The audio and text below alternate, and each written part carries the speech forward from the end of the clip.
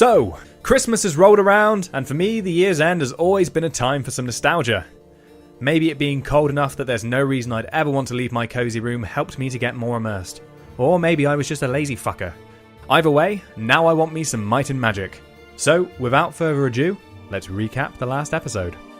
Last time we met our butler, we met our castle, and we octo-handedly killed anything green and moving in Harmondale.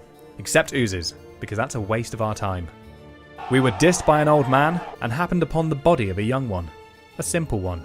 Rip Darren. But thanks for your cards.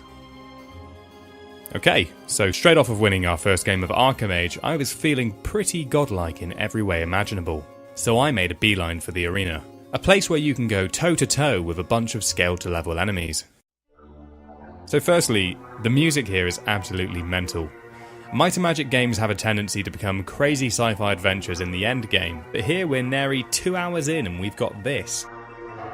With the adrenaline from the Archimage win all gone, I decided that the Knight or Lord difficulty might be a bit ambitious. And I proceeded to slaughter a bunch of innocent monsters.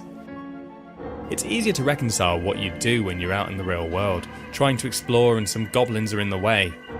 But this was just cruel. Getting paid though! Next up, we head on over to Arathia, home of your girl, Queen Catherine, the poster child of Heroes of Might and Magic 3.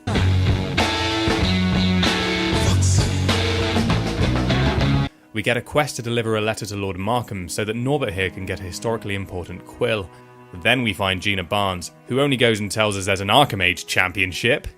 Claim a victory at 13 taverns and the title is yours. So, we're pretty poor at this stage, but when Norbert here offers to teach Vernon about being an expert at mace, let's just say he's a convincing salesman.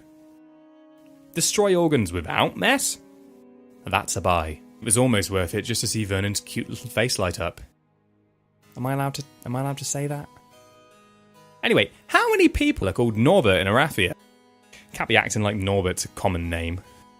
After that, we see what can only be described as a tavern. So, more Archimage. This one was pretty close, but we pulled a Dragon's Eye, which meant as long as our tower stayed at 30, we'd have an instant win. There was a moment here where I was one turn from winning, but I had a low wall and was scared of an attack. I almost played Imp out of spite and fear, but I resisted and won. Archimage teaches you about life. Sometimes you've just got to focus on what you've got, even when you know someone's gunning for you. It's all too easy to lash out and drag everyone down, but then what are you left with? A smile on your face? Probably, but you're not winning next turn, like I did. In the next house we found the man, the myth, the legend, Sir Charles Quixote, or as I used to call him, Charles Quixote.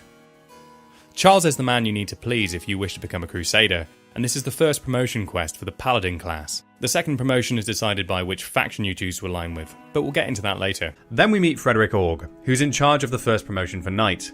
He asks us to kill anything spooky in a haunted house in the Barrow Downs. Then we go up to Queen Catherine's castle, which is weirdly being guarded by raiders. Unfortunately, Catherine's not in right now, so we'll have to try back later. Anyway, that's enough talking to people. We need something to kill. On a road out of Arathia, we stumble across a bunch of bandits. We immediately strike at them first, as is our custom. At this level, we would maybe just about be able to kill these guys fair and square. But hey, you know what they say. Throw arrows out of your swords or just get shot slowly to death by enemies who keep walking away from you. We fall down a hill too. That was a bit dicey, but then we remember that bandits don't understand water.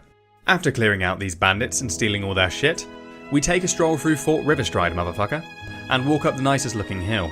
And what do we see? More bandits. Don't worry, citizens. We've killed the bandits from outside your homes. Oh, what's that? You're a Grandmaster at fisticuffs? Yeah? Able to kill any man in a single blow? Yeah? Yeah, okay. No, you stay inside, that's fine. No moral obligation to do anything. In the hill there is a cave, which turns out to be the Bandit Caves. They've even got nice stone walls. Unfortunately, they didn't account for their one weakness when building the place. Being kited. And after a final anticlimactic battle with a group of trash-coloured bandits, we've done it. We've killed all of the bandits in Arathia, except for the ones that were hired as security guards, and maybe the Thieves Guild. But that doesn't really count because they're thieves, not bandits. Some credit where it's due, however. They did trap their chests all nasty-like. Only Sir Dwayne was able to withstand the green gunk without fainting. We do get a quest item for our troubles, however. A signet ring for a man who I couldn't find in my footage, so here's a placeholder of what he looks like from memory. We also find a letter from Lairat, some boss-type bandit who he probably just killed. Sorry Lairat, your banditing days are over. It's nighttime now and we're all bloody and suffering. After a trek back to Arathia, we pop to the blacksmith to fix our destroyed armour, and try and upgrade a few of our bits and bobs. We could go hand in the ring right now, as the cheeky chappie who wants it lives in Harmondale, but the opportunity to go to Tatalia and meet Lord Markham is just too much to pass up on. God, I love picking up horseshoes. So we go say hello to Lord Markham. He lives in a pretty dingy place, and he's actually being quite reasonable about giving Norbert this quill, to be honest. I go back in and check if we can do anything for him. Oh. You want us to use the servants' entrance because we're all dusty and muddy and shit when we come to your house? What will the neighbours think? Well, to be honest, Lord Markham, I doubt they'd care, because you live in a swamp. A shitty swamp. You're a swamp baron. I'll see myself out. That's all for part 3. I hope you've enjoyed it, and I hope to see you next time. If you did enjoy it, like, comment, all that shit, so that more people will see my videos. Thank you very much, and goodbye.